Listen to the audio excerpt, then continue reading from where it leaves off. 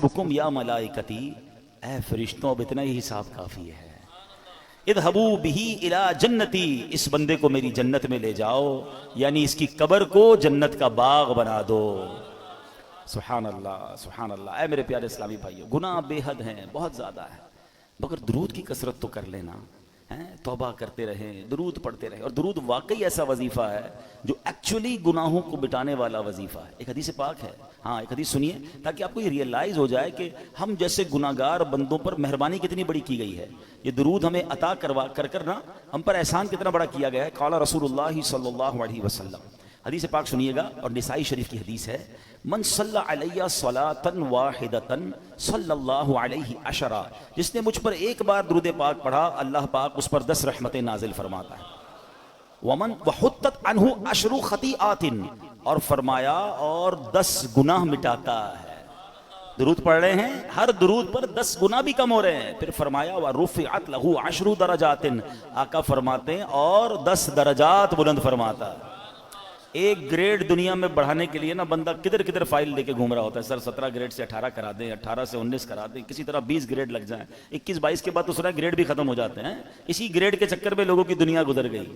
ہر درود پر میرے آقا فرما رہے ہیں 10 درجے بلند ہو رہے ہیں. کیوں نہیں پڑھتے درود پاک؟ روز درجے بلند کریں، 10 گناہ معاف ہو رہے ہیں. تو سبحان اللہ، وہ ہے نا اعمال نہ دیکھے یہ دیکھا، محبوب کے کوچے کا ہے گدا. فرشتوں نے کیا کیا؟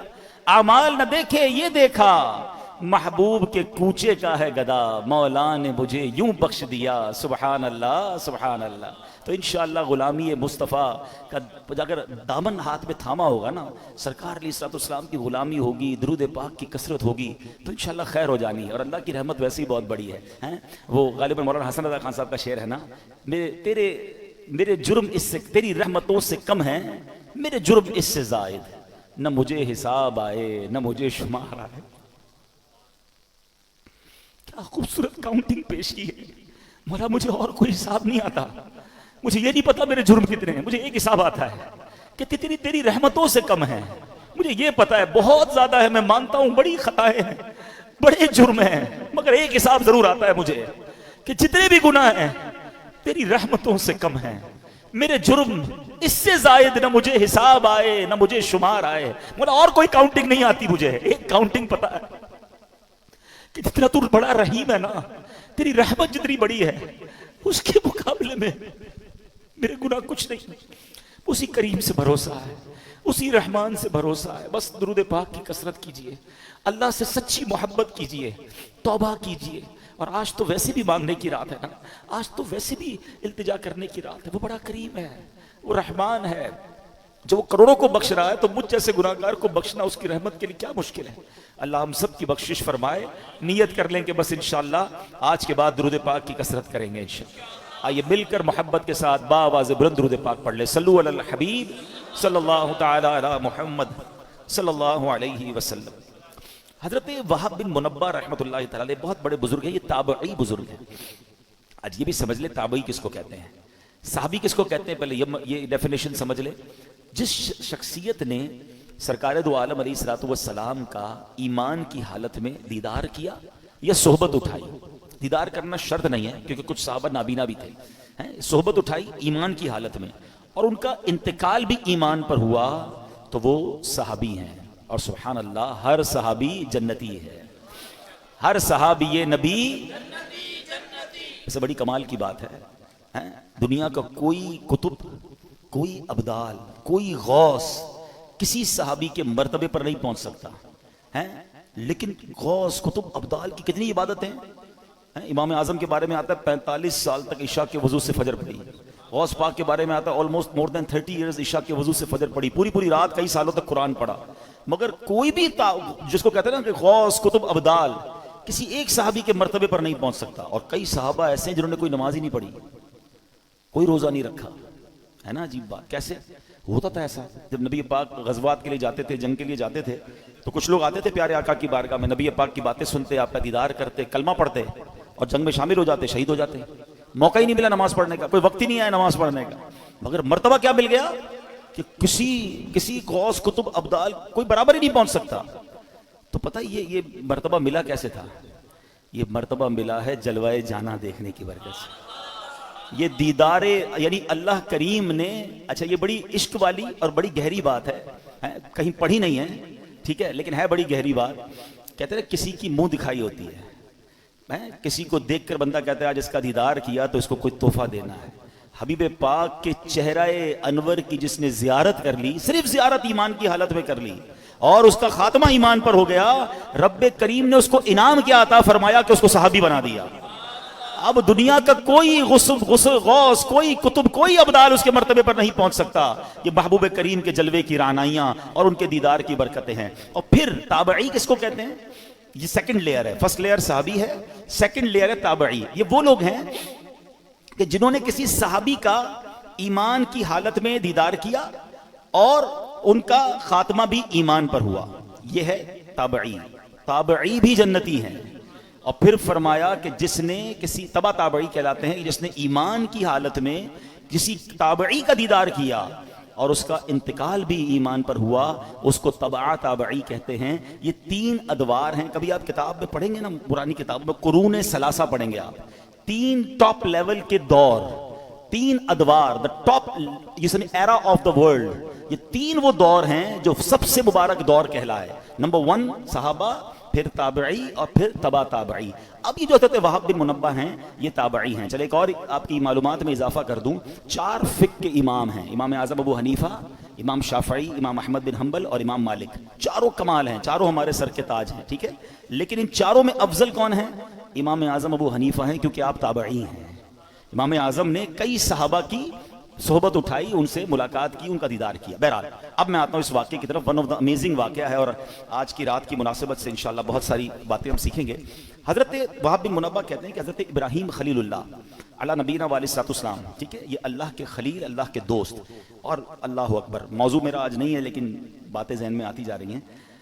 میرے بچے بھی ہیں, ینگسٹر بھی ہیں, حضرت ابراہیم علیہ السلام کو ضرور پڑھیں.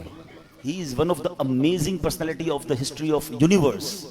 کمال شخصیت ہیں حضرت ابراہیم کی. بہت ساری شانیں ہیں مگر جو کمال کی بات میں آپ کو بتاؤں کہ چار جو آسمانی مذاہب ہیں نا, ان چاروں مذہبوں میں حضرت ابراہیم کا ادب ہے, آپ کا احترام ہے, وہ تمام آپ کو مانتے ہیں. نمبر 1. نمبر 2, آپ ابو الانبیاء ہیں.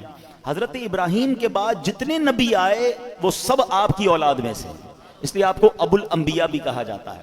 بہرحال اب حضرت ابراہیم علیہ السلام کو حکم ملا کہ رخت سفر باندھیں, دنیا کا سفر کریں اور ہمارے عجائبات دیکھیں, اللہ کی قدرت کے نظارے دیکھیں. تو آپ نے رخت سفر باندھا اور روانہ ہو گئے. تو چلتے چلتے جب آپ ساحل سمندر کے قریب پہنچے تو وہاں آپ کو ایک غلام دکھائی دیا جو بکریاں لیے جا رہا تھا. حضرت ابراہیم علیہ السلام نے اس سے پوچھا کہ اے غلام, کیا تمہارے پاس پانی یا دودھ ہے؟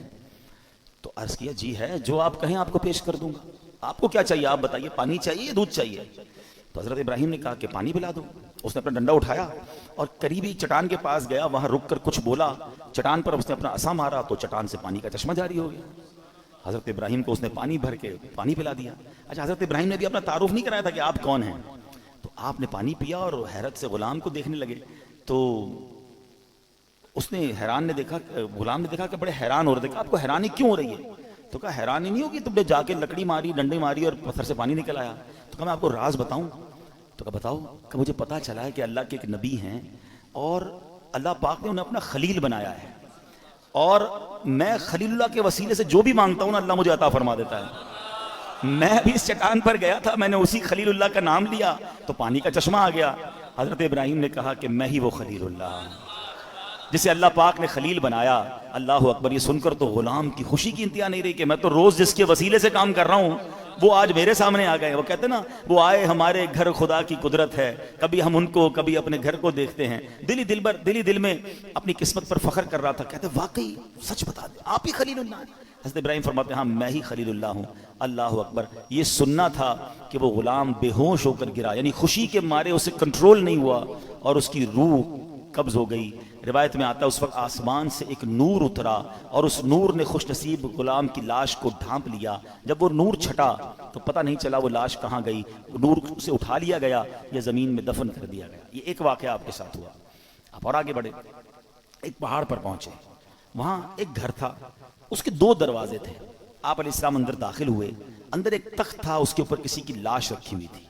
اور اس کے اوپر 70 خوبصورت حلے، خوبصورت لباس ڈالے ہوئے تھے، اور سر کے پاس ایک تختی رکھی ہوئی تھی، لاش، اس کے اوپر 70 قسم کے ڈریسز اور ایک تختی تھی۔ تو حضرت ابراہیم علیہ السلام نے جب اس تختی کو پڑھا تو اس پر پتہ کیا لکھا تھا؟ میں شداد بن عاد ہوں، میں 1000 سال زندہ رہا، میں نے 1000 لشکروں کو شکست دی، میں نے ہی شہر ارم بنایا، مگر افسوس جب میری موت کا وقت قریب آیا تو میری ساری تدبیریں رد ہو گئیں، میں نے دنیا بھر سے ڈاکٹروں کو جمع کیا، کوئی بھی میری موت کو ٹال نہ سکا، بس جس نے بھی مجھے دیکھا اب اسے دنیا کے دھوکے میں نہیں آنا چاہیے۔ اے لوگو، خود پر دنیا کے دروازے تنگ رکھو، تم اتنی بادشاہت کے مالک نہیں ہو جیسی بادشاہت کا مالک میں تھا، تم اتنا عرصہ زندہ نہیں رہے، نہ رہو گے جتنا عرصہ میں زندہ رہا، تم اتنا جمع نہیں کر سکو گے جتنا میں نے جمع کیا۔ ہاں ہاں سن لو، دنیا دھوکے باز ہے، قاتل ہے، اپنے طلبگار کے ساتھ کھیل کھیلتی رہتی ہے۔ یہ عجوبہ دیکھ کر حضرت ابراہیم علیہ السلام واپس تشریف لے آئے۔ شاعر کہتے ہیں نا، بے وفا دنیا پہ مت کر اعتبار، تو اچانک موت کا ہوگا شکار، موت آ کر ہی رہے گی یاد رکھ، جان جا کر ہی رہے گی یاد رکھ، گر جہاں میں 100 برس تو جی بھی لے، قبر میں تنہا قیامت تک رہے، جب فرشتہ موت کا چھا جائے گا، پھر بچا تجھ کو نہ کوئی پائے گا، موت آئی پہلوان بھی چل دیے، خوبصورت نوجوان بھی چل دیے، دنیا میں رہ جائے گا یہ دبدبا، زور تیرا خاک میں مل جائے گا۔ 2 واقعات، اور ان دونوں واقعات میں ہمارے لیے بہت کچھ سیکھنے کو ہے۔ پہلا، خوش نصیب، کیسا غلام تھا، کیسا عقیدہ تھا، کیا اللہ کے نبی سے محبت تھی، اور اس عقیدے کی برکت دیکھیں کہ ان کے وسیلے سے جو مانگتا تھا اللہ عطا فرما دیتا تھا۔ ایکچولی یہ جو دعائیں ہیں نا، ان دعاؤں میں جو مین چیز ہوتی ہے نا، وہ آپ کا بلیف کا اسٹینڈرڈ کتنا ہے، لیول بلیف کیا ہے۔ اس کو محبت اتنی تھی حضرت ابراہیم سے، بھروسہ اتنا تھا اللہ پر کہ میں خلیل اللہ کا وسیلہ جب اللہ کی بارگاہ میں پیش کروں گا، اللہ میری مشکلیں ٹال دے گا، میری مصیبتیں حل کر دے گا، اور ایسا ہی ہوتا تھا۔ اس سے پتہ چلا کہ حضرت ابراہیم علیہ السلام کی شان بھی کیا ہے، اور اس واقعے سے یہ بھی پتہ چلا کہ اللہ والوں کا وسیلہ بارگاہ الہی میں دینے سے بعض اوقات کام ہو جاتے ہیں، اور اس میں کوئی حرج نہیں ہے۔ یہ تابعی بزرگ واقعہ بیان کر رہے ہیں، اس سے یہ سیکھنے کو مل رہا ہے کہ اللہ والوں کا وسیلہ پیش کر کے اللہ کی بارگاہ میں دعا مانگیں تو دعائیں قبول ہوتی ہیں۔ بہرحال دوسرا واقعہ جو تھا وہ بڑا ہی عبرت انگیز ہے، اور آج کے اس رات کے حوالے سے، ہمارے لائف سٹائل کے حوالے سے وہ بڑا ریلیونٹ ہے۔ شداد کون تھا؟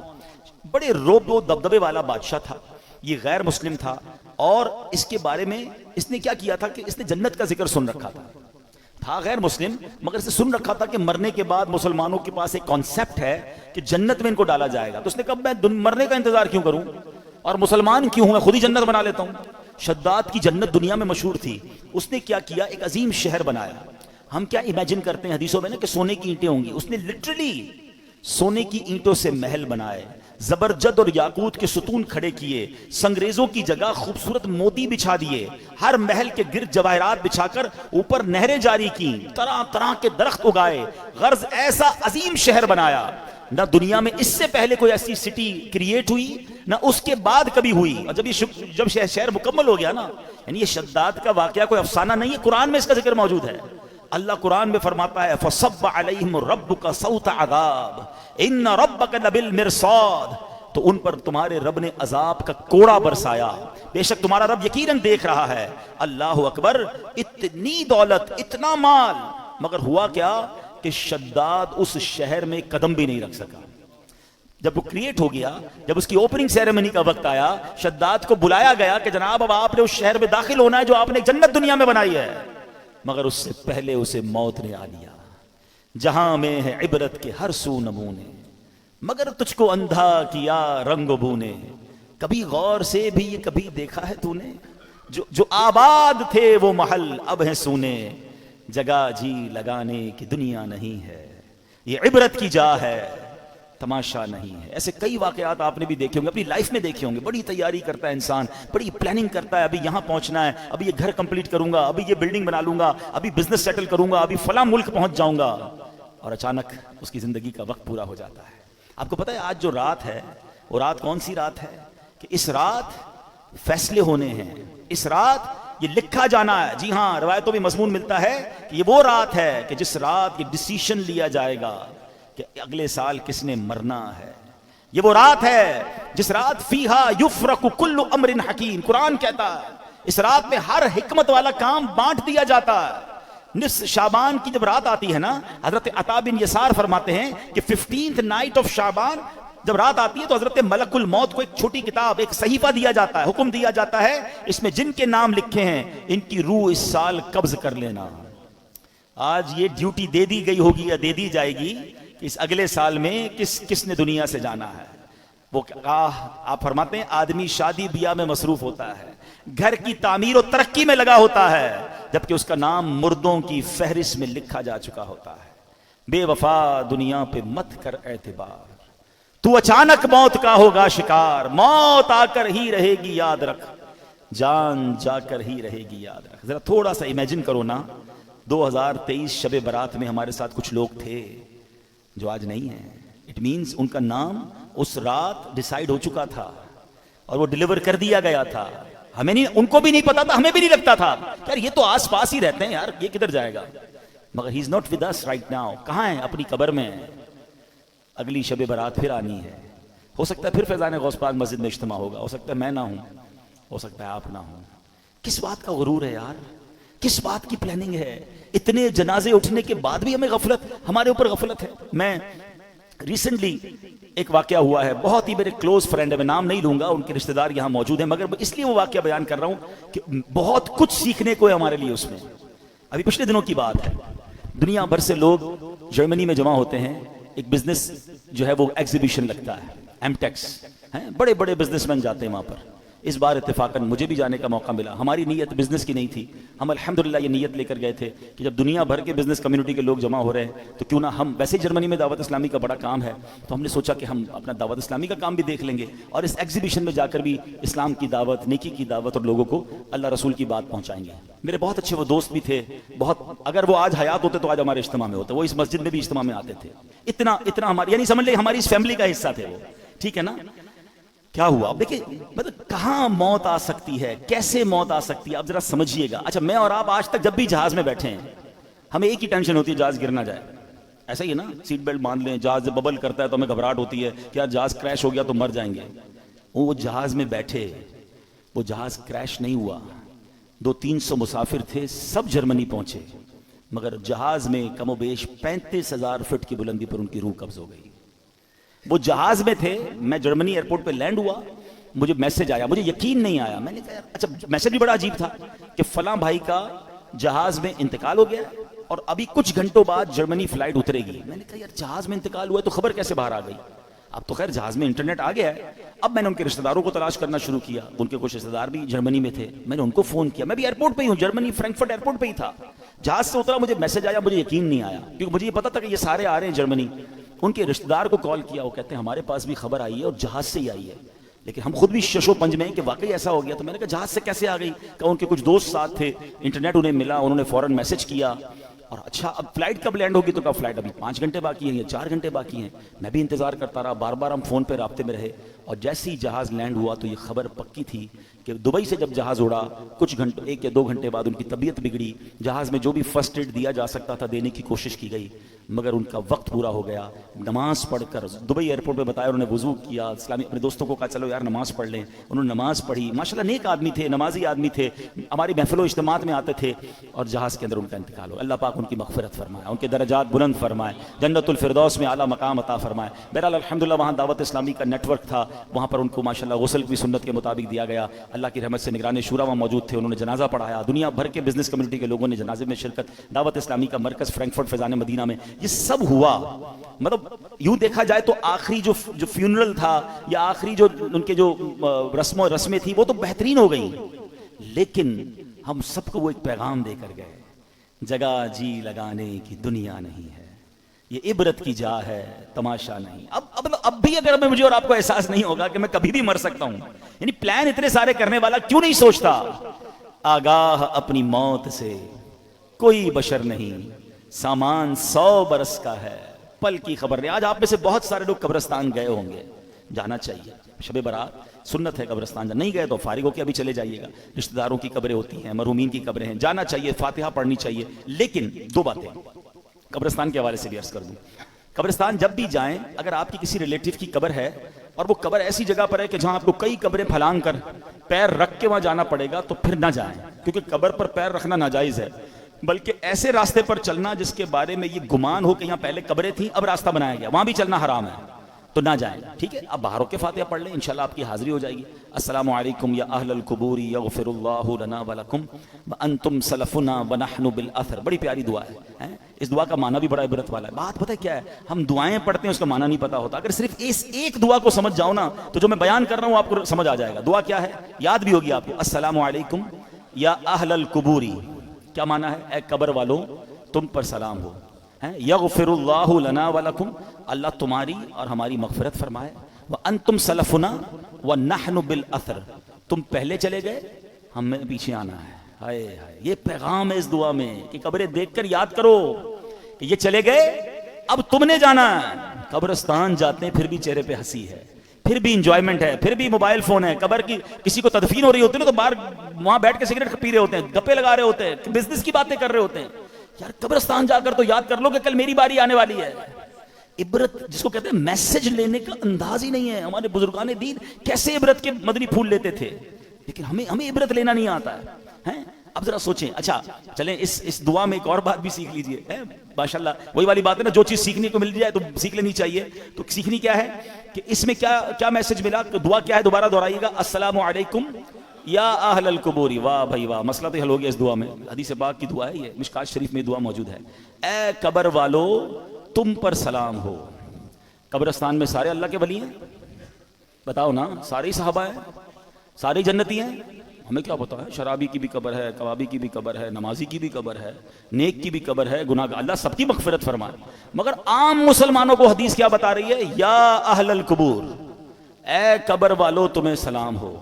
بڑا سمپل سوال ہے, جب قبر والوں کو یا اہل القبور کہنا دعا سے حدیث سے ثابت ہے, ہم ادھر اگر اللہ کے ولی کو یا غوث اعظم کہتے ہیں تو کیا پرابلم ہے, یا رسول اللہ کہتے ہیں تو کیا پرابلم ہے. آپ تو گناہ گار کو یا اہل القبور کہنے کی اس دعا میں اجازت ہے, ہم تو اللہ کے نیک بندوں, اولیاء, صحابہ, اہل بیت کو پکارتے, پتہ نہیں کیوں ٹینشن کریٹ کی جاتی ہے. تو یہ چلے ایک مسئلہ بھی میں نے کہا عقیدے کا کلیئر کر دوں. ایک بڑی پیاری دعا آج میں نے بھی پہلی بار پڑھی, اس میں بھی کوئی حرج نہیں ہے, علم ہر بندہ سیکھ رہا ہوتا ہے. میں آج بیان کی تیاری کر رہا تھا, میں نے خود سوچا ہے انشاءاللہ یہ میں دعا خود بھی پڑھوں گا آج قبرستان جا کر. اچھا آپ چاہیں تو اپنا موبائل نکال لیں اور یہ دعا ریکارڈ کر لیں, کیونکہ آپ سب کے پاس یہ ٹیکسٹ نہیں ہوگا. یہ دعا بڑی کمال کی ہے اور یہ قبرستان جا کے پڑھنے والی دعا ہے. دعا کیا ہے, بسم اللہ الرحمن الرحیم. آپ پڑھ بھی لیں, ایک بار پڑھ بھی لیتے ہیں, ٹھیک ہے. ہم نیت کر لیتے ہیں اپنے مردوں کے لیے, اپنے رشتہ دار جو دنیا سے چلے گئے قبرستان میں, ان کے لیے نیت بھی کر لیتے ہیں. اللہم رب الاجسادی البالیتی والعظامی النخرتی التی خرجت من الدنیا وہی بکا مؤمنۃ ادخل علیہا روحا من عندک وسلاما منی. اب اس کا پہلے ترجمہ سنیے گا, پھر میں اس کی فضیلت بتاتا ہوں. آپ ریکارڈ جاری رکھیں. اے اللہ, اے گل جانے والے جسموں اور بوسیدہ ہڈیوں کے رب, جو دنیا سے ایمان کی حالت میں رخصت ہوئے, تو ان پر اپنی رحمت فرما اور ان کو میرا سلام پہنچا دے. اچھا یہ دعا جو ہے, اس کی جو فضیلت ہے شرح الصدور میں ہے کہ جو بندہ قبرستان میں داخل ہو کر یہ دعا پڑھے تو حضرت آدم سے لے کر دعا پڑھنے کے وقت تک جتنے مسلمان فوت ہوئے, یہ سب دعا پڑھنے والے کے لیے دعائیں مغفرت کریں گے. یعنی اربوں مسلمان جو دنیا سے چلے گئے, اس کیونکہ ہم نے سب کے لیے دعا کر دی نا, تو وہ مردے بھی جو دنیا سے چلے گئے, پردہ فرما گئے, وہ ہمارے لیے دعا کریں گے. تو یہ شرح الصدور بڑی کمال کی کتاب ہے, امام جلال الدین سیوطی شافعی رحمۃ اللہ تعالی لکھی, اور انہوں نے اس میں یہ دعا لکھی ہے. تو انشاءاللہ میں نے بھی نیت کی, بہرحال آپ نے ریکارڈ کر لی ہے, اور جن بھائیوں کو انشاءاللہ اگر یہ دعا لکھی بھی چاہیے ہوگی تو میں امام صاحب کو بھیج دوں گا, آپ امام صاحب سے بھی یہ دعا لے سکتے ہیں اور اس کو انشاءاللہ اپنے موبائل میں رکھیں. دیکھیں جہاں ثواب کا موقع ملے, جہاں برکت کا موقع ملے, اسے اچیو کرنا چاہیے. فوراً ہی اگر کوئی اسکیم آتی ہے, فلاں بورڈ آتا ہے کہ یار یہاں یہ بار کیا آج کل کہتے ہیں وہ کوڈ یوز کر لو لو تو آپ کو اتنا % ڈسکاؤنٹ مل جائے گا. بندہ فوراً کوڈ نوٹ کر رہا ہوتا ہے, فوراً پکچر کھینچ لیتا ہے کہ یار یہ والے کوڈ سے یہ والی ویب سائٹ پہ فائدہ ہوگا. میں بھی چھوٹا سا کوڈ ہی بتا رہا ہوں بھائی ہیں, اور علماء کرام اور بزرگان دین کی ہیں اس کتابوں سے بتا رہا ہوں کہ اس کو پڑھ لو قبرستان میں جا کر, اور دعا ہی ہے نا, اس پہ حرج تو کوئی نہیں ہے, تو سب جانے والوں کے لیے دعا ہے. تو بہرحال اللہ کرے کہ ہم اس طرح نیکیاں کمانے کا بھی ہمارے اندر شوق پیدا ہو جائے. پھر درود پاک پڑھ لیں, صلو علی الحبیب صلی اللہ تعالی علی محمد صلی اللہ علیہ وسلم. تو بہرحال آج ہماری جو گفتگو چل رہی تھی کہ ہمیں اپنی قبر کی تیاری کرنی ہے, اپنی موت کی تیاری کرنی ہے. شب برات جو ہے نا وہ ہمیں بہت کچھ درس دیتی ہے, اور پھر سب سے زیادہ ہمیں اس بات پر غور کرنا ہے کہ ہمیں اللہ کے خوف کو دل میں پیدا کرنا ہے. حضرت ابوبکر صدیق رضی اللہ, میں آپ کو ان کا واقعہ سناتا ہوں. آپ سے بڑا کون سا صحابی ہے؟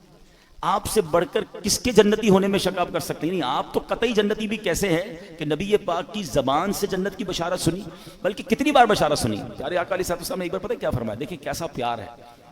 ہائے ہائے, ایک بار نبی پاک تشریف لائے صحابہ کرام میں, سیدھے ہاتھ میں صدیق اکبر رضی اللہ تعالیٰ کا ہاتھ ہے, بائیں ہاتھ میں حضرت عمر فاروق کا ہاتھ ہے, اور تشریف لائے اور آ کر فرماتے ہیں آج دیکھ لو جیسے آج آئے ہیں, محشر کے دن بھی ایسے آئیں گے. کیا ساتھ ہے. اچھا پھر ایک اور ایمان افروز بات بتاؤں, چلیں یہ بھی بہت سیکھنے کو ملے گا آپ کو. ہم انسان کی قبرستان جاتے ہو نا, ایک جملہ سنا ہوگا آپ نے, پہنچی وہیں پہ خاک جہاں کا خمیر تھا. یہ محاورہ سنا ہے نا, یہ صحیح محاورہ ہے کہ خاک بندے کی ادھر ہی پہنچتی ہے, بندہ دفن وہیں ہوتا ہے جہاں کی اس کی مٹی ہوتی ہے. روایتوں میں آتا ہے کہ جس ہمیں جب بنایا گیا نا, مٹی سے بنے نا, انسان کو اسی مٹی سے بنایا جاتا ہے جس مٹی میں اس کی تدفین ہونی ہے. آپ کے ساتھ کئی بار ایسا ہوا ہوگا. پھر ایک مجھے ہمارے اسی طرح کے دوست یاد آ گئے, تھوڑے دنوں پرانی بات ہے, کافی عرصے سے وہ کینیڈا میں رہتے تھے, بڑے بیمار تھے, بڑے مسائل ان کے چل رہے تھے. ان کو کہا گیا کہ یار آپ تھوڑے دنوں کے لیے پاکستان بھی آ جائیں. وہ پاکستان آئے اور آتے ہی دوسرے دن ان کا انتقال ہو گیا. تو سب کہتے تھے یار ان کی مٹی یہاں کی لکھی ہوئی تھی. ایسا ہی نا, ایسا آپ کے ساتھ سنا ہوگا, بندہ کہیں جاتا ہے اس کا انتقال ہو جاتا ہے. اب یہ بات تو طے ہو گئی. اب ذرا ایمان افروز بات سنیں, صدیق اکبر اور حضرت عمر فاروق کی قسمت پر ہماری جان قربان. کہاں پر روزہ ہے ان کا, کس کے ساتھ ہے؟ سنہری جالیوں کے پیچھے ہے نا. علماء کہتے ہیں جس مٹی سے نبی پاک کو بنایا گیا نا, اسی مبارک مٹی سے حضرت ابوبکر صدیق اور حضرت عمر کی تخلیق ہوئی تھی. ان کو تو اس وقت چن لیا گیا تھا, اور وہیں جبھی تو دیکھیں نا روضہ رسول میں پیارے آقا کے محبتوں کا صلہ ایسے کون دیتا ہے, سنہری جالیوں میں یار غار آپ سے ہیں. نبی پاک کے ساتھ جلوہ فرمایا. تو حضرت ابوبکر صدیق اس قدر بڑا مرتبہ, مگر خوف خدا دیکھو یار, ہم گناہوں سے بھرے ہوئے, صبح و شام گناہ کریں اور شرم نہیں آتی, قبر یاد نہیں آتی, اللہ کی بارگاہ میں پیش ہونا یاد نہیں آتا. صدیق اکبر کو دیکھیں, فرماتے ہیں کہ آپ نے ایک دن بیٹھے ہوئے تھے, آخرت کے احوال پر غور و فکر کر رہے تھے. خیالوں ہی خیالوں میں قیامت کا منظر آپ کے سامنے آ رہا تھا کہ کیسے آسمانوں کو لپیٹ لیا جائے گا, کس طرح پہاڑ روئی کے گالوں کی طرح ہوا میں اڑیں گے, ستارے جھڑ جائیں گے, ایسے ہولناک انداز میں قیامت قائم ہوگی, پھر محشر کا میدان, میزان عمل, جنت اور دوزخ کا معاملہ. آپ غور کر رہے پھر اتنا خوف خدا کا غلبہ ہوا کہ آپ نے تڑپ کر کہا کہ کاش میں سبز گھاس ہوتا, مجھے کوئی جانور کھا جاتا, کاش مجھے پیدا ہی نہ کیا جاتا. کون کہہ رہا ہے؟ قطعی جنتی جن کی صدقے جنت میں جائیں گے, حضرت صدیق اکبر. لیکن اتنا خوف ہوا نا, تو پھر کیا ہوا, آیت کریمہ نازل ہوئی. سورہ رحمان میں میں اور آپ یہ آیت پڑھتے ہیں, مگر اس آیت کے شان نزول میں ایک واقعہ یہ لکھا ہے کہ this is the reason why this آیت reveal, یہ آیت نازل ہوئی. وَلِمَنْ خَافَ مَقَامَ رَبِّهِ جَنَّتَانِ, جو اپنے رب کے حضور کھڑے ہونے سے ڈرے اس کے لیے 2 جنتیں ہیں. یہ جو خوف ہے نا, یہ جو فیئر ہے, یہ جو ڈر ہے, یہ بڑے کام کروا دیتا ہے. سچی توبہ کدھر پہنچا دیتی ہے. کتنا بڑا انعام دیا کہ صدیق اکبر رضی اللہ تعالیٰ کا جو یہ خوف تھا جس کی وجہ سے یہ آیت نازل ہوئی, فرمایا آپ کا مقام یہ ہے کہ آپ کے لیے 2 جنتیں ہیں. رب نے گویا یہ قرآن میں پیغام دے دیا کہ جو اللہ کی بارگاہ پہ کھڑے ہونے سے ڈرے اس کے لیے 2 جنتیں ہیں. اسی طرح کا ایک اور واقعہ, حضرت عمر فاروق رضی اللہ تعالیٰ کے دور مبارک میں ایک نوجوان تھا, بڑا متقی تھا, بڑا پرہیزگار تھا. دیکھو لوگ اس کی نوجوان کی عبادت دیکھ کر حیران ہو جاتے تھے. وہ نوجوان جب عشاء پڑھ کے گھر کی طرف جاتا تھا نا, تو راستے میں اسے خوبصورت عورت اپنی طرف بلاتی تھی. وہ بڑی نیک طبیعت کا مالک تھا, اس کی طرف توجہ نہیں کرتا تھا اور نکل جاتا تھا. ایک دن جب وہ گزرا تو عورت نے اس کو پھر بلایا. اب انسان تھا, شیطان نے اس پر حملہ کیا, وہ بھی اس کی طرف مائل ہو گیا. مگر جیسی عورت کے قریب ہوا نا, تو اسے اللہ کریم کا یہ فرمان یاد آیا, ان الذین اتقوا اذا مسهم طائف من الشیطان تذکروا فاذا هم مبصرون، بے شک پرہیزگاروں کو جب شیطان کی طرف سے کوئی خیال آتا ہے تو وہ فوراً حکم خدا یاد کرتے ہیں، پھر اسی وقت ان کی آنکھیں کھل جاتی ہیں۔ اس آیت کریمہ کے یاد آتے ہی اس کے دل پر ایسا اللہ کے خوف کا غلبہ پیدا ہوا کہ خوف الہی سے کانپتے کانپتے وہ بے ہوش ہو گیا۔ جب بڑی دیر ہو گئی گھر نہیں پہنچا تو اس کا بوڑھا باپ ڈھونڈنے نکلا تو دیکھا کہ نوجوان تو راستے میں بے ہوش پڑا ہوا ہے۔ اس کو اٹھایا، اپنے گھر لایا۔ اس کو جب ہوش آیا تو اس نے پھر اپنے والد کو واقعہ سنایا۔ واقعہ سناتے سناتے پھر اسے آیت کریمہ یاد آئی، پھر وہ آیت کریمہ اس نے پڑھی تو اس کی زوردار چیخ نکلی اور اس کا دم ہی نکل گیا۔ حضرت عمر فاروق رضی اللہ تعالیٰ کو اس نوجوان کے بارے میں پتہ چلا کہ ایسا نوجوان اتنا خوف خدا والا، اور اللہ کے خوف سے اس کا انتقال ہو گیا۔ آپ اس کی قبر پر آئے اور یہ آیت کریمہ پڑھی، وَلِمَنْ خَافَ مَقَامَ رَبِّهِ جَنَّتَانِ، جو اپنے رب کے حضور کھڑے ہونے سے ڈرے اس کے لیے 2 جنتیں ہیں۔ حضرت عمر فاروق جب یہ آیت پڑھی نا تو قبر میں سے اس نوجوان نے جواب دیا، اے امیر المومنین، میرے رب نے بے شک مجھے 2 جنتیں عطا فرما دی ہیں۔ ہاں، جب رب بخشنے پہ آتا ہے نا تو کریم ہی جو ٹھہرا تو کرم کے کیا ٹھکانے، تو نوازنے پہ آئے تو نواز دے زمانے۔ بات یہ ہے کہ اللہ سے دوستی بندہ کر لے، اللہ کا خوف تو دل میں رکھے نا۔ چھپ چھپ کر گناہ ہو رہے ہیں، اللہ کو ناراض کیا جا رہا ہے، موج مستی ہو رہی ہے، اللہ کی بارگاہ میں پیش ہونے کی فکر ہی نہیں ہے، یہ نہ کرو۔ آج کی رات ہمیں یاد دلاتی ہے، اب تو 15 دن بعد رمضان آنے والا ہے، اب تو وہ مہینہ آنے والا ہے جس میں ویسے ہی اللہ کریم کی رحمتوں کے دروازے کھل جانے ہیں۔ تو آپ سچی توبہ کر لیجئے، اپنے گناہوں سے معافی مانگ لیجئے، اللہ کے قریب ہو جائیے، اور یقین کریں اللہ معافی مانگنے والوں کو بڑا پسند فرماتا ہے، وہ ایسے نوازتا ہے نا، آئے ہے۔ ابھی آپ نے ایک واقعہ سنا، ایک اور واقعہ سناتا ہوں پھر بیان کمپلیٹ کرتے ہیں۔ ایک کسائی تھا، قصاب، ٹھیک ہے، اور اس کی ایک پڑوس کے اندر ایک خادمہ تھی، کام کرنے والی تھی، وہ اس کو بڑی پسند تھی، اس کی نیت اس کے بارے میں خراب تھی۔ تو ایک دن وہ کہیں جا رہی تھی تو یہ بھی اس کے پیچھے پیچھے ہو لیا۔ جب قریب پہنچا تو وہ خادمہ کہتی کہ دیکھو میرے قریب مت آؤ، دل تو میرا بھی تمہاری طرف مائل ہے، مگر یہ کام جو ہے نا یہ اللہ کو پسند نہیں ہے، اللہ کا خوف کرو، مجھے اللہ سے ڈر لگتا ہے۔ اس نے سوچا کہ جب تم خادمہ ہو کر، ایک غریب عورت ہو کر اللہ سے ڈر رہی ہو، مجھے زیادہ ڈرنا چاہیے۔ اس نے اس عورت کو چھوڑ دیا اللہ کے ڈر سے، کوئی دیکھنے والا نہیں تھا، they were both alone there، مگر اللہ کے خوف سے چھوڑ دیا۔ لیکن اب جب واپس آنے لگا نا تو راستے میں بڑی گرمی تھی، پانی دور دور تک نہیں تھا، پیاس سے نڈھال ہو گیا، اس سے مرنے کے قریب ہو گیا۔ تو ایک اور شخصیت وہاں سے گزرے، کہا آپ کون ہیں؟ کہ میں فلاں نبی کا قاصد ہوں۔ ایک نبی علیہ السلام کے ساتھ رہتے تھے اور ان کے قاصد تھے، پیغام پہنچاتے تھے، وہ بھی پیاسے تھے۔ کہا آپ کا حال کیا؟ کہ میں بھی بالکل پیاسا ہوں۔ کہا چلیں حضور دونوں مل کے دعا کرتے ہیں۔ تو وہ جو نبی علیہ السلام کا قاصد تھا کہ تم بھی دعا کرو، میں بھی دعا کرتا ہوں۔ کہا میں تو گناہ گار آدمی کسائی ہوں، آپ اللہ کے نبی کے ساتھ رہتے ہیں، آپ دعا کریں۔ انہوں نے دعا کی، انہوں نے آمین کہنا شروع کی، تھوڑی دیر ہوئی تو ایک بادل آیا، بڑا کالا سا، بڑا ٹھنڈی ہواؤں والا۔ ان دونوں کو سکون ہو گیا، کہا چلو چلتے ہیں، اب پانی تلاش کرتے ہیں، ریلیکسیشن تو ہو گئی۔ تھوڑا آگے گئے تو اب راستہ دونوں کا ٹرن ہونے لگا۔ تو جو اللہ کے نبی کے قاصد تھے وہ مثال کے طور پر رائٹ ٹرن ہوئے، یہ کسائی کو لیفٹ ٹرن ہونا تھا، یہ قصاب لیفٹ ٹرن ہوا، بادل اس کے ساتھ جانے لگ گیا۔ اللہ کے نبی کے قاصد نے کہا تم تو کہتے تھے عام سا آدمی ہوں، کوئی نیک عمل نہیں، تمہارے ساتھ تو بادل جا رہا ہے۔ کہ واقعی کوئی نیک عمل نہیں ہے، بس آج ایک واقعہ ہوا، گناہ کرنے جا رہا تھا، میں تو غلط آدمی ہوں، برا کام کرنے گیا تھا۔ ہاں یہ بات ضرور ہے کہ موقع ملا تو اللہ کا خوف آ گیا، میں اس لیے پیچھے آ گیا۔ وہ اللہ کے نبی کے قاصد کہتے ہیں کہ توبہ کرنے والوں پر رب ایسے ہی انعام فرماتا ہے۔ آئے ہائے، ہم گناہ کریں، اسے ناراض کریں اور توبہ کر لیں تو وہ کیسے معاف فرماتا ہے۔ حضرت موسیٰ علیہ السلام کے دور کا ہی واقعہ ہے نا۔ ایک گاؤں میں بارش نہیں ہو رہی تھی، گاؤں والوں نے کہا کہ چلو مل کے دعا کرتے ہیں۔ حضرت موسیٰ بھی ہیں، کلیم اللہ بھی ساتھ ہے، 70,000 لوگ جمع ہو گئے، دعا شروع ہوئی۔ حضرت موسیٰ دعا کرا رہے ہیں، ایوریبڈی ایکسپیکٹنگ کہ اللہ کے نبی ساتھ ہے، کلیم اللہ ہے، بارش تو ہونی ہے، اتنا بڑا مجمع ہے۔ نو رین، نو کلاؤڈ، بالکل کلین اسکائی۔ حضرت موسیٰ نے کہا یا اللہ میں دعا کر رہا ہوں، اتنے لوگ آمین کہہ رہے ہیں، بارش نہیں ہو رہی۔ فرمایا موسیٰ اس پورے مجمع میں ایک بندہ ہے جو پچھلے 40 سال سے مجھے ناراض کر رہا ہے، جب تک وہ بندہ اس مجمع میں ہے نا بارش نہیں ہونی۔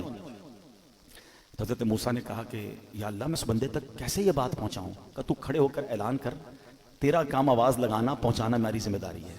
حضرت موسیٰ کھڑے ہو گئے، آپ نے کروایا اے وہ شخص جو 40 سال سے اللہ کی نافرمانی کر رہا ہے، تیری وجہ سے بارش نہیں ہو رہی تو نکل جائے اس مجمع سے۔ اب وہ بندہ تو تھا اس کے اندر، اب وہ کبھی دائیں دیکھے کبھی بائیں دیکھے کہ شاید کوئی کھڑا ہو جائے گا، شاید کوئی نکلے گا، کوئی نہیں نکلا۔ وہ سمجھ گیا بات میری ہو رہی ہے۔ اب وہ سوچنے لگا کہ میں کھڑا ہو گیا تو پورے شہر کو پتہ چل جائے گا کہ میں ہی وہ گناہ گار ہوں۔ اس نے پتہ کیا کیا، چادر اوڑی اور اللہ کی بارگاہ میں کہتا ہے یا اللہ آج ذلیل ہونے سے بچا لے، میں ہی وہ شخص ہوں، مانتا ہوں میں نے بڑے گناہ کیے، مگر مولا آج میں ذلیل ہو جاؤں گا۔ لاجیکلی بتاؤ اس کا ذلیل ہونا بنتا تھا کہ نہیں؟ کہ جس بندے کی گناہ کی وجہ سے بارش نہیں ہوئی اس کو تو کھڑا کر کے سب کو بتانا بنتا تھا نا. ہمارے ساتھ کوئی غلط کرے ہم کہتے ہیں یہ وہ آدمی ہے اس نے میرے ساتھ کیا, اچھا تھوڑا سا مسئلہ کرے ہم زیادہ اس کو ذلیل کرتے ہیں. مگر میرے کریم کے کرم نوازی دیکھو, وہ عیب چھپاتا کیسے ہے. وہ بندہ کہتا ہے مولا آج بچا لے. تھوڑی دیر ہوئی تو بادل آئے اور بارش برسنا شروع ہو گئی. حضرت موسیٰ کہتے ہیں یا اللہ بندہ تو کوئی نہیں نکلا, بارش کیسے ہو گئی؟ اللہ فرماتا ہے اے موسیٰ اس بندے نے مجھ سے دوستی کر لی ہے. حضرت موسیٰ کہتے ہیں یا اللہ بندہ تو دکھا دے, اب تو ملا دے تیرا دوست کون ہے. آئے ہائے, پتہ ہے کیا فرمایا رب نے؟ فرمایا موسیٰ جب وہ میرا نافرمان تھا تب میں نے اسے ظاہر نہیں کیا, اب تو میرا دوست بن گیا, میں تجھے کیسے ظاہر کر دوں. یہ ہے میرا رب. کاش مجھے اور آپ کو سمجھ آ جائے. دنیا والوں کو میرا ایک ایپ پتہ چل جائے تو واٹس ایپ گروپ میں چلتے ہیں وہ میسج, سوشل میڈیا پہ چلتے ہیں, ویب سائٹوں پر اور اخباروں میں چلتے ہیں, مزے لیتے ہیں لوگ ہمارے ایپ کے. ارے دنیا کو تو پتہ ہی کچھ نہیں ہے جو میرے رب کو پتہ ہے. بچپن سے نافرمانیاں کر رہا ہوں, بچپن سے اسے ناراض کر رہا ہوں, چھپ چھپ کے گناہ کر رہا ہوں, وہ سب جانتا ہے. مگر کیسا کریم ہے, صرف چھپا نہیں رہا. وہ صرف چھپاتا تھا وہ بھی بڑی مہربانی تھی, وہ عزتیں بھی دے رہا ہے, وہ نعمتیں بھی دے رہا ہے, وہ مجھے کھلا بھی رہا ہے, وہ مجھے بڑا بھی کر رہا ہے, مجھے رزق بھی دے رہا ہے, مجھے میری فیملی کا سکھ بھی دے رہا ہے, مجھے دولت بھی دے رہا ہے, کیونکہ دے تو وہی رہا ہے نا. اس کو سب پتا ہے, وہ پھر بھی دے رہا ہے. پنجابی شاعر کہتے ہیں نا, ایک گناہ میرے ماں پیو ویکھن مینوں عمری منہ نہ لاویں. ایک گناہ ماں باپ کو بھی پتا چل جائے نا گھر سے نکال دیتے ہیں. ایک گناہ میرے ماں پیو ویکھن مینوں عمری منہ نہ لاوے, لکھ گناہ میرا مالک ویکھے وہ پھر بھی پردے پاوے. اس کو سب پتا ہے, پھر بھی ہم اس سے دوستی نہیں کرتے, پھر بھی ہم اس کو راضی نہیں کرتے. کب تک اسے ناراض کرو گے بھائی؟ آج کر لو توبہ, آج کر لو اس سے دوستی. وہ شاعر کہتے ہیں نا, تجھے تو خبر ہے میں کتنا برا ہوں, تجھے تو خبر ہے میں کتنا برا ہوں, تو عیبوں کو میرے چھپایا الہی, تو عیبوں کو میرے چھپایا الہی. تو آج رات سچی توبہ کر لے, چھوڑ دے گناہ. اگر نماز قضا ہو رہی ہیں اب نماز قضا نہ کریں. آج رات آپ کو پتہ ہے کروڑوں بخشے جائیں گے, مگر حدیث میں 6 قسم کے گناہ گار بتائے گئے جو نہیں بخشے جائیں گے. ہاں آج رات بھی نہیں بخشے جائیں گے. شراب کا عادی نہیں بخشا جائے گا, ماں باپ کا نافرمان نہیں بخشا جائے گا, زنا کرنے والا بدکاری کا عادی نہیں بخشا جائے گا, رشتہ داریاں کاٹنے والا نہیں بخشا جائے گا, چغل خور نہیں بخشا جائے گا, ایک روایت کے مطابق تکبر والا, لباس پہننے والا نہیں بخشا جائے گا, تصویریں بنانے والے, مجسمے بنانے والے نہیں بخشے جائیں گے. خدا را آج توبہ کر لیجئے, راضی کر لیجئے اللہ کو. اگر یہ گناہ ہو بھی گئے نا وہ بڑا کریم ہے, توبہ کریں اور نیت کریں کہ آج کے بعد ہماری کوئی نماز قضا نہیں ہوگی. آج کے بعد انشاءاللہ نہ شراب پیئیں گے, نہ شرابیوں کے قریب بھی جائیں گے انشاءاللہ. ایسی محفلوں میں بھی نہ جائیں, ایسی محفلوں میں بھی نہ جائیں کہ جو ہمیں ان گناہ گاروں کے ساتھ بیٹھ کر آپ کیسے امید رکھتے ہیں کہ میں شرابیوں, جواریوں, بدکاروں کے ساتھ بیٹھ کر اللہ کا نیک بندہ ہو جاؤں گا اور اللہ مجھ سے راضی ہو جائے گا. تھوڑے دنوں پہلے تو کووڈ وائرس آیا تھا, ڈسٹنس کیسا رکھتے تھے, سوشل ڈسٹنس, سوشل کتنا سمجھ آ گئی تھی, نہیں بھائی دور رکھو اس کو, اس کے اندر وائرس ہے یا وائرس جیسی سمٹمز ہیں. ادھر لعنت برس رہی ہے شرابیوں پر, تم اس کے ساتھ بیٹھے ہو. جو بدکار ہیں, جو جوئے کھیل رہے ہیں, آپ کہتے ہیں میں نہیں پیتا میں بیٹھتا ہوں, کیوں بیٹھنا ہے ان کے ساتھ؟ جدھر میرا رب ناراض ادھر اس کے ساتھ میں نے کیوں بیٹھنا ہے؟ اچھی محفلوں میں آیا کریں, اچھے لوگوں میں بیٹھا کریں. دعوت اسلامی کا ماحول آپ کے سامنے جو الحمدللہ ہمیں اللہ کی رحمت سے ہمیں نیک لوگوں کے ساتھ بیٹھ کر سدھرنے کا موقع ملتا ہے. اور قبر اگر روشن کرنی ہے نا, آج قبر کی بات ہو رہی ہے نا, تو قبر روشن کرنے کے لیے سب سے پہلی چیز عقیدہ ہے. اللہ پاک سے متعلق, رسولوں, صحابہ, اہل بیت سے متعلق, اولیاء کرام کے بارے میں یہ سب عقیدہ بالکل ہمارا قرآن و سنت کے مطابق ہونا چاہیے. ہم نیک کام کرتے رہیں, 5 وقت پابندی سے نماز پڑھیں, مسجد میں با جماعت نماز ادا کریں, جتنے فرائض و واجبات ہیں ان پر عمل کریں, زکوٰۃ ہم پر فرض ہے تو زکوٰۃ پوری ادا کریں, روزے رکھیں, لوگوں کے ساتھ حسن سلوک سے پیش آئیں, قرآن کریم کی تلاوت کریں, درود پاک کی کثرت کریں, ذکر اللہ کی کثرت کریں. انشاءاللہ یہ سارے کام قبر روشن کرنے والے کام ہیں. اور سبحان اللہ ایک اور بڑا پیارا عمل ہے, حدیث پاک میں آیا, ان الصدقہ لتطفئ علی اہلھا حر القبور, بے شک صدقہ کرنے والوں کو صدقہ قبر کی گرمی سے بچاتا ہے. وانما یستظل المؤمن یوم القیامۃ فی ظل صدقتہ, اور بلا شبہ مسلمان قیامت کے دن اپنے صدقے کے سائے میں ہوگا. خوب صدقہ و خیرات کرنا چاہیے. حدیث پاک میں آتا ہے صدقہ برائیوں کے 70 دروازوں کو بند کرتا ہے. صدقہ دینے والا قیامت کے دن اپنے صدقے کے سائے میں ہوگا. صدقہ گناہوں کو ایسے مٹا دیتا ہے جیسے آگ پانی کو بجھا دیتا ہے. تو ان مہینوں میں اللہ کی راہ میں خرچ کریں, اپنے غریب مسلمانوں پر خرچ کریں, اپنے رشتہ داروں پر خرچ کریں, اپنے ملازمین پر ذرا تھوڑی سی آسانی کریں. ماہ رمضان آنے والا ہے, کسی کی افطار اچھی کر دیں, کسی کی سحری اچھی کر دیں, کسی کی عید اچھی کر دیں. تھوڑا سا اپنے غریب مسلمان. اچھا ایک الگ پرابلم پتہ ہے کہ جب تک کوئی ہم سے مانگتا نہیں, اچھا ہم ایک بڑا جملہ آج کہنے لگ گئے, بھائی مشکل ہو تو مجھ سے مانگ لینا, چاہیے ہو تو مجھے بتا دینا. سفید پوش آدمی بتائے گا نہیں آپ کو. یہ جو روڈوں پہ کھڑے ہیں نا, ان میں سے بہت سارے تو پیشہ ور ہیں. یہ تو آتے ہی اسی نیت سے, پتہ نہیں کون سے ملک بھر سے آتے ہیں کہ رمضان میں جناب اتنے پیسے جمع کر کے جائیں گے. لیکن جس بیچارے کی, میں آپ کو ایک فارمولہ بتا دیتا ہوں, ویسے آپ کو بھی پتا ہے لیکن شاید وہ سمجھنے کے لیے لوگ تیار نہیں ہیں. جس کی بھی اس وقت 40-50 ہزار سے کم آمدنی ہے نا, وہ بیچارہ ہینڈ ٹو ماؤتھ ہی ہے. وہ نہ بھی بتائے تو آپ اس کو دے دیں, اس کو ضرورت ہے. یعنی ہم کیوں یہ کہتے ہیں کوئی مجھے مانگے تب میں دوں گا, مانگنے پر مجبور کر رہے ہیں آپ کو, اور مجھے رب بن مانگے نہیں دے رہا. آپ یہ بنو نا. اب ہم سحری افطاریاں بہت سارے لوگ مسجدوں میں کراتے ہیں, میں کہتا ہوں کرانا چاہیے, لیکن آپ سوچیں مسجد میں نمازی پھر بھی سحری افطاری میں بہت اچھا کھا لیتے ہیں. کئی ہماری بہنیں مسجد میں تو نہیں آ سکتی نا, ان کے گھر میں کیا بنتا ہوگا. آپ گھروں میں پہنچانے کی عادت بنائیں. گھروں روڈوں پہ سحری افطاری ہو رہی ہے ٹھیک ہے, لیکن اس سے زیادہ ضروری ہے کہ آپ بغیر بتائے کسی کے دروازے پر آپ کے, میں کہتا ہوں ڈھونڈنے کی بھی ضرورت نہیں ہے. آپ کے اپنے ملازمین دیکھ لو یار, آپ کے اپنے رشتہ دار دیکھ لو, اپنے پڑوسی دیکھ لو.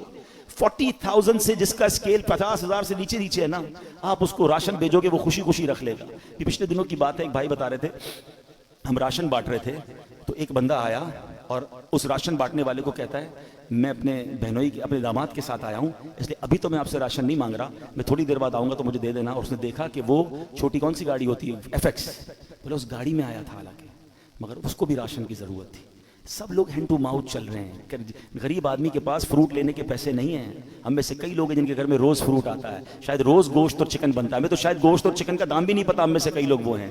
مگر پوچھیں نا غریب آدمی سے, ہفتہ گزر جاتا ہے, اس کے گھر میں بھی روزہ ہو رہا ہے, اس کے گھر میں بھی افطار ہو رہی ہے. یہ وقت ہے جنت کمانے کا, یہ وقت ہے نیکیاں کمانے کا. آپ ایسے گھروں میں آپ لفافہ بنا کے پیسے بھجوا دیں, کوئی مسئلہ نہیں. 15-20 ہزار روپے بھجوائیں گے, وہ آپ زکوٰۃ نہیں تحفہ کہہ کے بھیج دیں, لیکن انشاءاللہ آپ دیکھیں گے چہروں پہ مسکراہٹیں آئیں گی. لوگوں کی عید اچھی ہوگی, لوگوں کی رمضان اچھی ہوگی. یہ وقت ہے اور یہ صدقہ ہماری قبر کو روشن کرے گا. ہمیں انشاءاللہ ان دکھیارے مسلمانوں کی مدد کریں گے, نہ جانے ہمارے کتنے غم دور ہو جائیں گے. اور پھر ایک اور پرابلم, ہم جو بچ جاتا ہے وہ کیوں بانٹتے ہیں؟ کھانا بچ گیا تو غریب کو دے دیں. اس بار ایک پلان کیجئے گا, آپ بے شک 100 آدمی کو افطار نہ کرائیں. آپ اپنے گھر میں جو افطار کرتے ہیں نا, سب سے پہلے آپ کی افطار سے پہلے افطار نکالیں اور وہ اپنے ملازم کو دیں, کہ وہی افطار وہ پہلے کھائے, آپ کے ساتھ یا تو بیٹھ کے کھائے, یا کم از کم وہ تو کھائے جو آپ کھا رہے ہیں. ہم جو بچتا ہے وہ اس کو کھلاتے ہیں, جو پھینکنے کا ہوتا ہے وہ کپڑا دیتے. نہیں, اللہ ہمیں کیسا دے رہا ہے اور ہم اللہ کی راہ میں کیسا دے رہے ہیں. 4 پارے کی پہلی آیت ہے, لن تنالوا البر حتى تنفقوا مما تحبون. تم اس وقت تک بھلائی کو نہیں پہنچ سکتے جب تک اپنی پیاری چیز اللہ کی راہ میں خرچ نہ کرو. بیسٹ دو, بہترین دو. آخری روایت چلے سنا دیتا ہوں, ٹائم تو میرا ہو گیا ہے. ابھی اس بیان کے بعد مجھے فیضان جیلان مسجد میں بھی بلاک 8 کلفٹن میں بیان کرنا ہے, جو آنا چاہیں وہاں بھی آ سکتے ہیں. تو میں کیا کہہ رہا تھا کہ ایک بزرگ تھے, ان کو اچھا بھروسہ بھی بڑا تھا, یہ اللہ کرے وہ بلیف بھی ہمیں مل جائے. وہ بزرگ کہتے ہیں, پانی ذرا دیجیے, وہ کہتے ہیں کہ ان کے گھر میں کوئی فقیر آیا پیسے لینے کے لیے, تو اپنی زوجہ کو کہا کہ کچھ ہے, تو اس نے کہا 4 انڈے ہیں, صرف کھانے کے لیے 4 ہی انڈے ہیں, چاروں دے دو. چاروں دے دیے. جب چاروں دے دیے تو کہا تھوڑی دیر میں انشاءاللہ آ جائیں گے. اتنا بھروسہ تھا. تھوڑی دیر ہوئی تو دروازہ کھٹکھٹایا گیا, ایک بندہ آیا, ایک ٹوکری دے کر گیا. زوجہ سے کہا ذرا دیکھو کیا ہے. کہا کسی آپ کے دوست نے تحفہ بھجوایا ہے. کہا کیا ہے؟ کہا انڈے ہی ہیں. کہا چیک کرو کتنے. کہا 30 ہیں. کہا 30 کس حساب سے آئے ہیں؟ دیے تو 4 تھے, ایک کے 10 آنے چاہیے. لیول آف بلیف, عقیدہ کتنا مضبوط تھا. 40 آنے چاہیے. کتنے؟ کہا 30 ہیں. دوبارہ گنو. کہتی حضور ہیں تو 40 مگر 10 ٹوٹے ہوئے ہیں. 30 پورے ہیں, 10 ٹوٹے ہوئے ہیں. کہا سچ سچ بتاؤ جو تم نے 4 دیے تھے اس کی کنڈیشن کیا تھی؟ کہا حضور ہم نے بھی جو 4 دیے تھے نا, 3 پورے تھے, 1 ٹوٹا ہوا تھا. بات آئی سمجھ؟ پورے دو گے پورے ملیں گے, ٹوٹے دو گے ٹوٹے ملیں گے. اب سمجھ جاؤ دیتے کیا ہو, بچا ہوا پھینکنے والا, وہ اللہ کی راہ میں دینا ہے. پھر کیا ایکسپیکٹ کرو گے؟ ارے دو نا دل کھول کے, بہترین سب سے اچھا اللہ کی راہ میں دو. دوبارہ جملہ یاد کر لو, پورے دو گے پورے ملیں گے, ٹوٹے دو گے ٹوٹے. ہم تو جو بچتا ہے وہ اللہ کی راہ میں دینا ہے. بلکہ اتنا پتہ نہیں دنیا سے محبت اتنی ہو گئی ہے. ابھی اگر مسجد کے لیے اعلان ہو نا چندہ دیں, چلو سخاوت کا آج ذہن بن بھی گیا, بھائی 100 روپے دینے, 500 روپے دینے. پرس نکالا, 2 100 کے نوٹ ہیں, ایک کڑک والا ایک پرانا پھٹنے والا. سچ بتاؤ مسجد کے ڈبے میں کون سا ڈالتے ہیں؟ کیوں پرانا نیا والا 102 کا نہیں ہے, وہ بھی 100 کا ہے. اللہ کی راہ میں دینا نا, وہ یار یہ والا دے دو یار, یہ نکالو. کمال ہے یار. اپنے بچے کے لیے برانڈڈ چیز لینی ہے، اللہ کی راہ میں پھینکنے والی چیز لینی ہے. اللہ دل دیکھتا ہے. اللہ کو تھوڑی چاہیے ان چیزوں کی، اللہ کی بارگاہ میں تھوڑی جاتی ہے میری چیزیں. وہ دل دیکھ رہا ہے کہ یہ بندہ جب بھی میری راہ میں خرچ کرتا ہے جو اس کے کام کا نہیں وہ خرچ کرتا ہے. کہیں ایسا نہ ہو کہ اپنی رحمتوں کو وہ روک لے.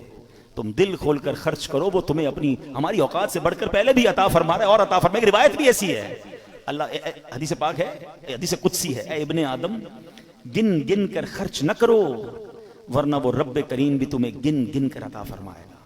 جب وہ بے گنے دے رہا ہے، میری اوقات سے بڑھ کر دے رہا ہے تو بانٹو نا.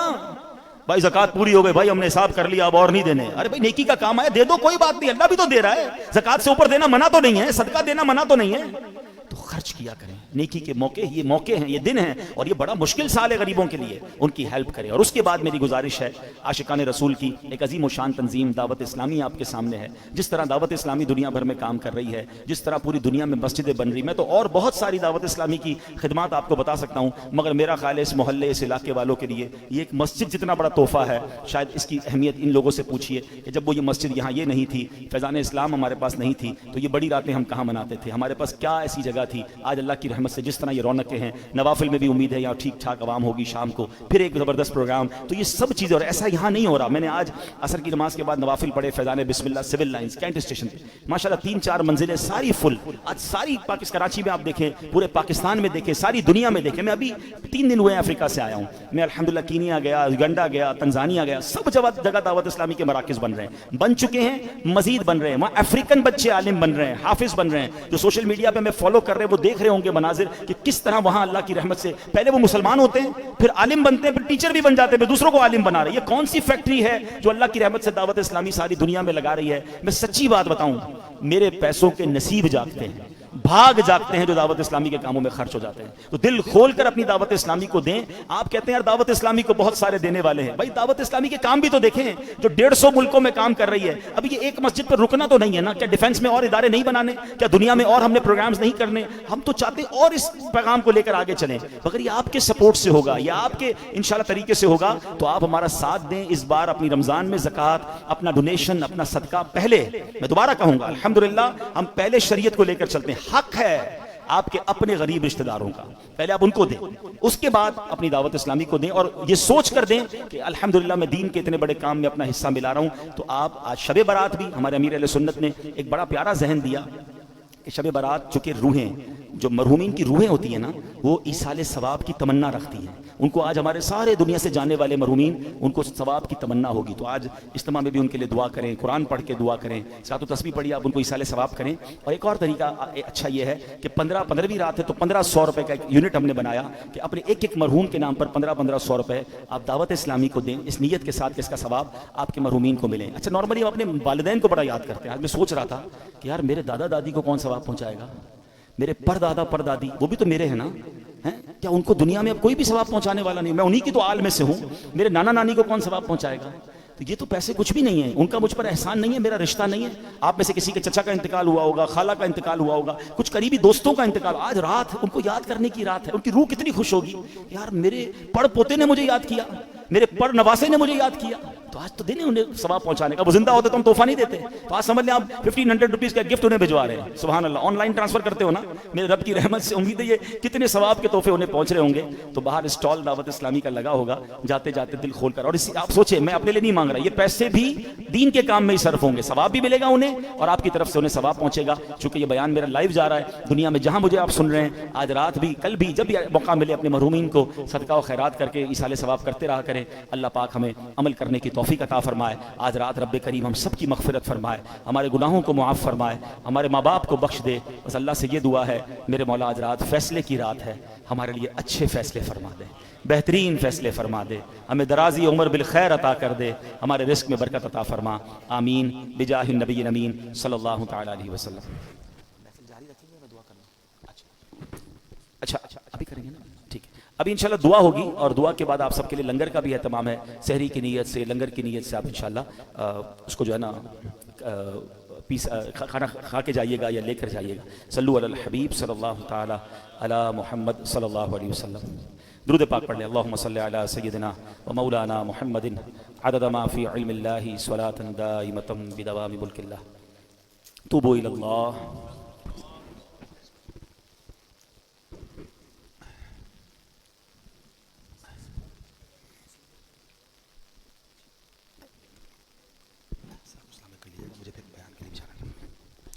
بیٹھ جائیں سارے اسلام میں، بیٹھ جائیں، دعا میں شامل ہو جائیں. آج مانگنے کی رات ہے، سب مل کے دعا میں شامل ہو جائیں. الحمدللہ رب العالمین والصلاة والسلام علی خاتم النبیین. یا ارحم الراحمین یا ارحم الراحمین یا ارحم الراحمین، یا ربنا یا ربنا یا ربنا یا ربنا یا ربنا یا اللہ یا رحمان یا رحیم. اللہم ربنا آتنا فی الدنیا حسنۃ وفی الآخرۃ حسنۃ وقنا عذاب النار وقنا عذاب القبر وقنا عذاب الحشر وقنا حساب المیزان. اللهم أعني على ذكرك وشكرك وحسن عبادتك. يا مقلب القلوب ثبت قلوبنا على دينك. يا مصرف القلوب صرف قلوبنا على طاعتك. يا حل المشكلات حل المشكلاتنا يا الله. يا دافع البليات ادفع بلياتنا يا الله. يا قاضي الحاجات اقضي حاجاتنا يا الله. يا ستار العيوب استر عيوبنا بسترك الجميل. يا غفار الذنوب اغفر ذنوبنا يا الله. يا رجاء السائلين يا امان الخائفين يا ذا الجلال والاكرام نسألك حسن الختام. اللهم انك عفو کریم تحب العفو فاعف عنا یا کریم. اے رب کریم، اے ڈوبتوں کو بچانے والے، اے بے کسوں کی دستگیری کرنے والے، اے گناہگاروں کی مغفرت فرمانے والے مولا، تیرے گناہگار بندے، سیاہکار بندے تیرے دربار میں ہاتھ اٹھائے سر جھکائے حاضر ہیں، اپنے گناہوں پر شرمندہ ہیں. ہم مانتے ہیں مولا ہم نے کسر نہیں چھوڑی تجھے ناراض کرنے میں، مگر مالک بندے تیرے ہیں، تیرے سوا ہمارا ہے بھی کون؟ اے اللہ اگر تو نے معاف نہ کیا تو کدھر جائیں گے؟ اے اللہ یہ نہ دیکھ ہم کتنے برے ہیں، یہ دیکھ کس کے امتی ہیں. اے اللہ تجھے حبیب پاک علیہ الصلوۃ والسلام کے رخ روشن کا واسطہ آج ہماری مغفرت فرما دے. اے اللہ ہم نے حدیثوں میں پڑھا ہے، سنا ہے، قبیلہ بنی کلب کی بکریوں کی بالوں کی تعداد کے مطابق گناہگار آزاد کیے جائیں گے. اللہ کروڑوں بخشے جائیں گے، کروڑوں بخشے جائیں گے. ہم تو بہت تھوڑے ہیں، مٹھی بھر ہیں. اللہ اگر تو نے آج ہمیں بخش دیا، تیری بخشش میں کوئی کمی نہیں ہوگی، تیری رحمت میں کوئی کمی نہیں ہوگی، تیری جنت میں بھی جگہ کم نہیں پڑے گی، ہمارا بیڑا پار ہو جائے گا. اللہ کریم کرم کر، ہم کمزوروں کی بھی بخشش فرما دے، ہم گناہگاروں کی بھی بخشش فرما دے. ہم مانتے ہیں کوئی عمل نہیں ہے، کوئی بات ہی نہیں ہمارے پاس جو تیری بارگاہ میں پیش کر سکے. بس بلا حساب بخش دے، بلا پوچھے بخش دے، بلا سبب بخش دے، اپنی رحمت سے بخش دے. اے اللہ آج ہمارے صغیرہ کبیرہ گناہ معاف فرما، ہمارے والدین کی بخشش فرما، ہمارے والدین کے گناہ معاف فرما، ہمارے بھائی بہنوں کو بخش دے، ہمارے دادا دادی کو بخش دے، پر دادا پر دادی کو بخش دے، ہمارا نانا نانی کو بخش دے، پر نانا پر نانی کو بخش دے. ہماری نسلوں میں آباء و اجداد میں جتنے مسلمان ہیں اللہ سب کی بخشش فرما. ہماری آنے والی جو نسلیں ہیں اللہ انہیں عاشق رسول بنانا، سچا پکا مسلمان بنانا، اور ان سب کی بھی بخشش فرما دے. ہمارے گھرانے کو جنتی گھرانہ بنا دے. ہماری نسلوں میں یا ہمارے آباء و اجداد میں کسی کو عذاب نہ دینا. سب کو سرکار کی غلامی اور سرکار کے قدموں میں جنت میں جگہ عطا فرما.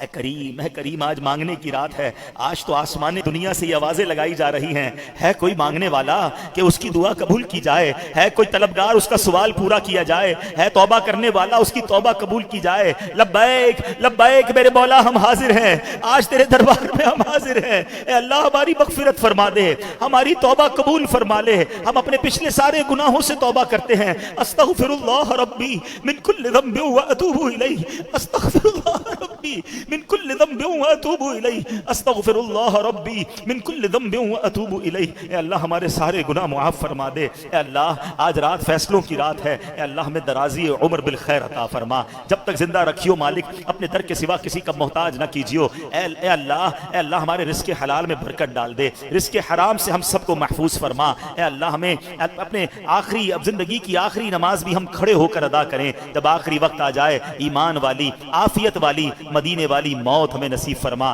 ہم دنیا کے قبرستان میں جاتے ہیں ہمیں خوف آتا ہے. اے اللہ جب بھی جنت البقیع کو دیکھتے ہیں وہاں دیکھ کر جی مرنے کو چاہتا ہے. اے اللہ اے کریم تیرے خزانوں میں کمی نہیں، منہ چھوٹا ہے، بات بڑی کر رہے ہیں، اوقات بھی نہیں ہے، مگر بڑی رات ہے مالک. اے اللہ آج فیصلے کی رات ہے. ہمارے مقدر میں مدینہ لکھ دے، مدینے کی موت لکھ دے. ہمارے مقدر میں جنت البقیع لکھ دے. اے اللہ میں مدینے کے سوا کہیں موت نہ دینا. آقا کے قدموں میں، آقا کے جلووں میں ایمان اور عافیت کے ساتھ شہادت کی موت عطا فرما. اے کریم کریم جتنی زندگی باقی ہے اے اللہ نیکیوں والی زندگی دے دے.